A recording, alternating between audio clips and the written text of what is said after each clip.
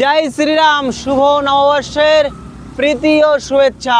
বন্ধুরা, আমি তো বাংলা থেকে অনেক দূরে রয়েছি, এখন উত্তরপ্রদেশে। আর এই সাইকেল নিয়ে সম্পূর্ণ ভারত ভ্রমণ চলছে। তো আজ আমাদের ভারত ভ্রমণের ৩৭৪তম দিন। আর এখন আমরা ৩৭৪তম দিনে দুপুরের ভোজন তৈরি করতে শুরু করেছি।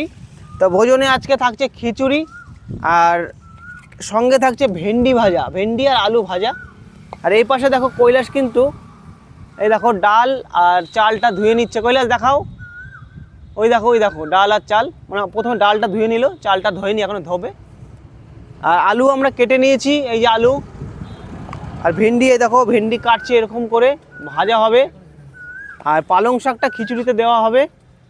প্রথমে ভেবেছিলাম আমরা তরকারি করবো, ভেন্ডি তরকারি, কিন্তু সময় হচ্ছে না, কারণ এখন ভেন্ডি তরকারি ভাত করতে গেলে অনেকটা টাইম লেগে যাবে। তো আমাদের এডিটও করতে হয়, এই কারণে আমরা শর্টকাটে খাবার তৈরি করে ফেলবো। আছে খিচুড়ি, তার সঙ্গে ভেন্ডি ভাজা। তা বন্ধুরা, এখন আমরা যাচ্ছি কেদারনাথ, ওয়েস্ট বেঙ্গল, নদিয়া জেলার মদনপুর থেকে সম্পূর্ণ ভারত ভ্রমণ করতে বেরিয়েছি আমার এই সাইকেল নিয়ে। বন্ধুরা, এখনও পর্যন্ত আমরা 7টা জ্যোতির্লিঙ্গ, 2টো ধাম দর্শন করেছি। এখন যাচ্ছি দেবভূমি কেদারনাথ বাবাকে দর্শন করতে। খুবই তাড়াতাড়ি সেখানে যাব, দর্শন করব এবং তোমাদের দর্শন করাবো। আর যেদিন দেবভূমিতে প্রবেশ করব, সেদিন তো একটা অসাধারণ মুহূর্ত আমার জীবনে আসবে, কারণ দেবভূমি উত্তরাখণ্ডে আমি প্রথম যাচ্ছি জীবনে।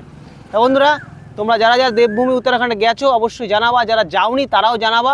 আর প্রেম থেকে লিখে যাও বন্ধুরা, জয় শ্রীরাম।